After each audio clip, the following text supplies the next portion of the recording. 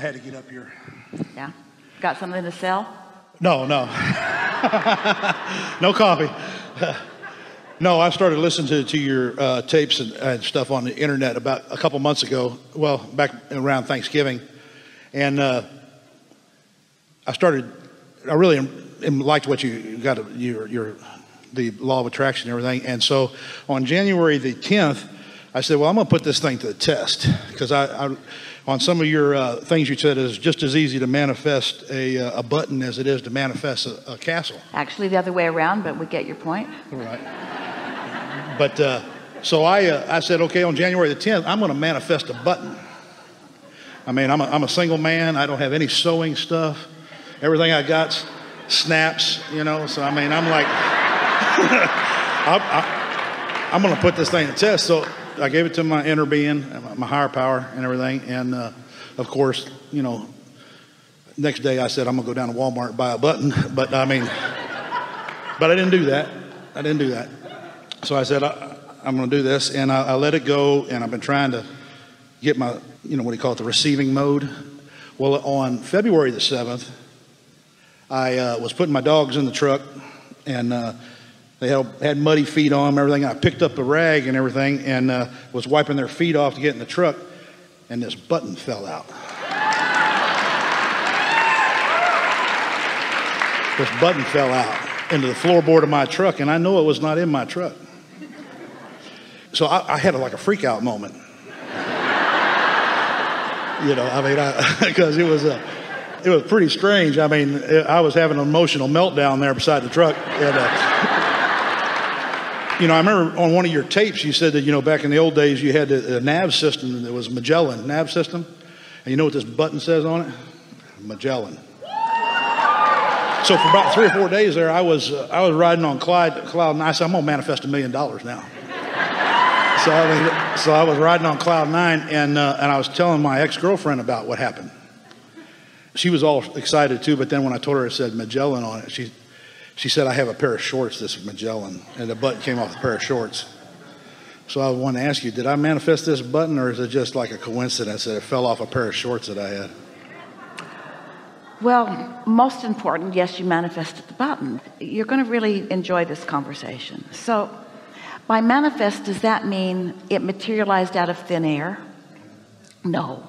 By manifest, does it mean that it came into my experience and I was tuned to it because of my desire and, most important, absence of resistance? And in that combination of desire, because I had identified it was something that I wanted and I was looking for, and I wanted it to come not in a traditional way. As you said, I could have gone down and just purchased a button, but I wanted the universe to deliver it to me in some meaningful way, and it did. But then when you begin applying logic and you try to talk yourself out of it, then that can sort of undo some of the fun that happens. We have 2 manifestation stories that we want to give to you, while there are endless ones that you could tell to each other, but these are significant. We were visiting with a woman on the telephone one day years ago when Esther was still doing telephone consultations, and she wasn't having any of us. She wanted a fortune telling, and she wanted it to be good. She wanted us to create in her reality. She didn't want to learn how to be her own deliberate creator.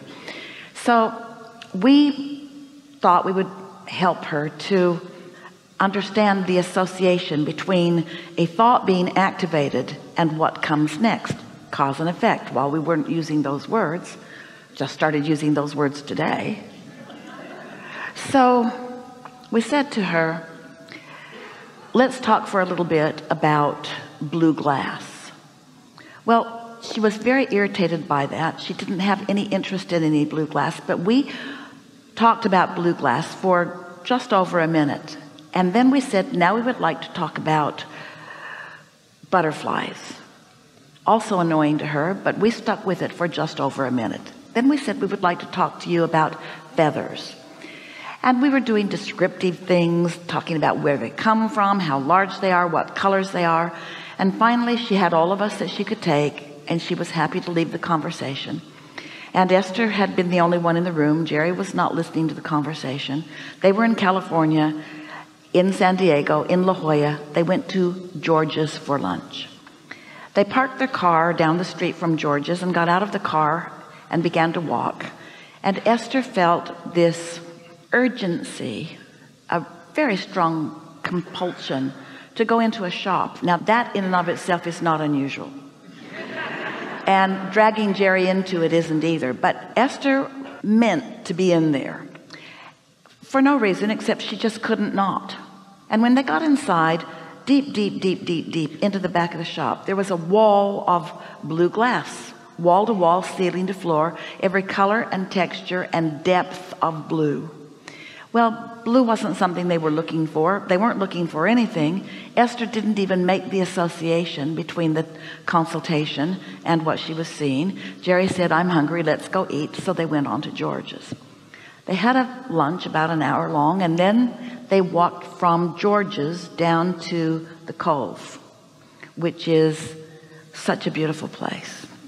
And as they were walking across this big apron of grass, a flurry of butterflies so intense that for a while they couldn't talk because they would eat butterflies. So they just waited for it to lift off of them. Esther is still not making any association. And then Jerry said, look at that little boy. He looks like he knows you. And he was running toward Esther and handed her a feather. He'd picked up a pigeon's feather and felt inspired, because he's pure positive energy, to be the fairy of the universe that the universe was using to deliver to Esther the meaningful context of all of this stuff. There are fairies of the universe everywhere. We call them fairies of the universe, which bothers a lot of people.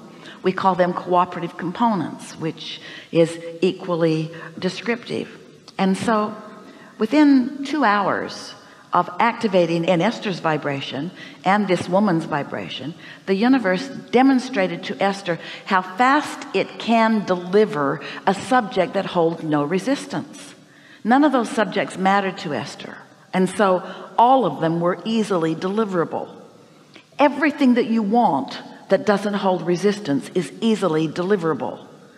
Buttons are an easier delivery than $1 million, but they don't need to be. So then, because that story is so meaningful, one day Esther and a handful of friends were frolicking together in San Diego area, and Esther said, let's play a game.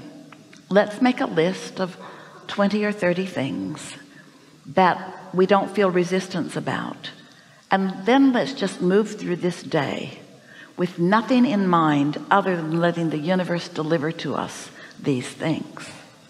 So different ones of them contributed different things. Esther put purple chairs because that's a meaningful thing to her. And someone said a CTSV, it was a new Cadillac that you hardly could ever find one. And somebody else said a Volkswagen van, one of those really beachy ones that's got wood siding and a surfboard on the top.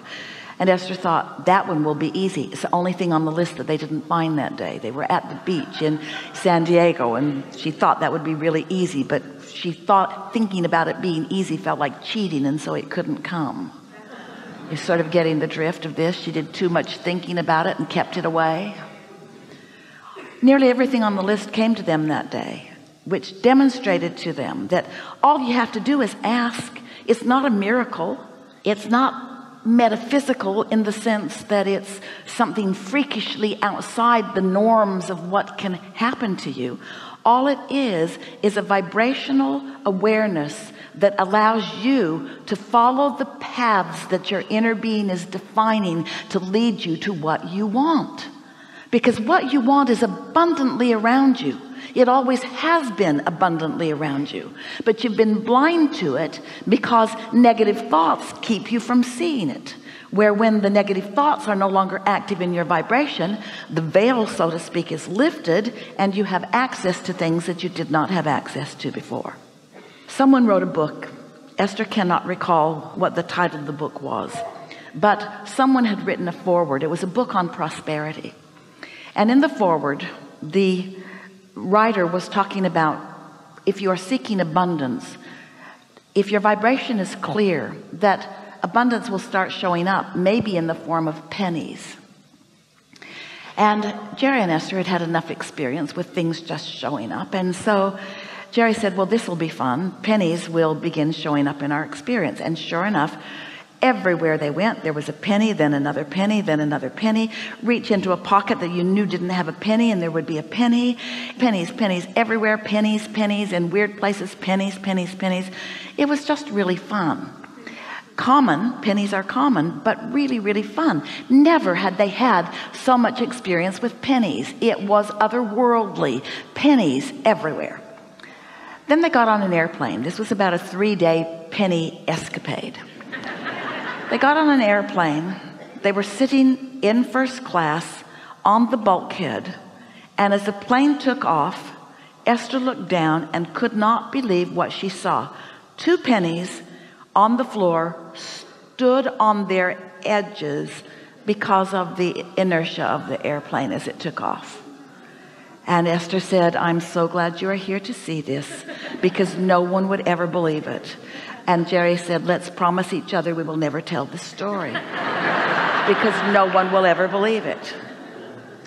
Whatever you want is coming to you. Say it better. Whatever is active in your vibration is coming to you. The question is, what's active in your vibration? What you want or what you don't want? What's dominant within you? Desire or belief about what is? You can have it all, but you have the responsibility of focusing it into being. And so it doesn't matter what it is. Esther, her Utah house that we were talking about, it is a castle. It has turrets and everything. And in one of the turrets, there's a painting of a castle. And when Esther found the house, she knew that it had just been sitting there waiting for her. She could not buy it. It was a castle. She had to buy it. It was a castle, and she had enough pennies to buy it.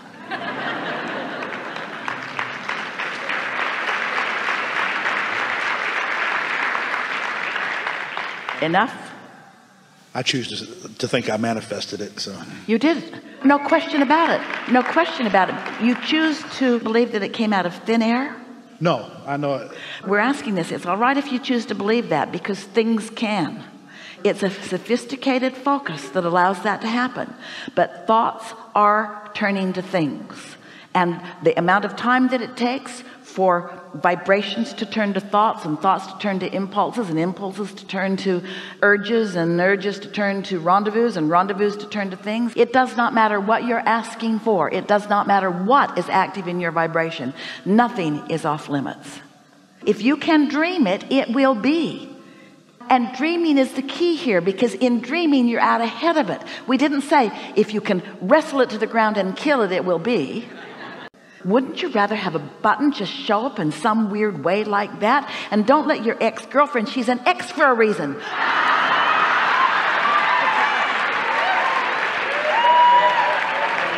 Don't let anybody talk you out of believing in your button.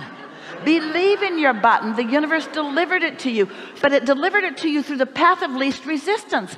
So does that bother you? Oh, don't bring it to me through the path of least resistance. That's not magic enough.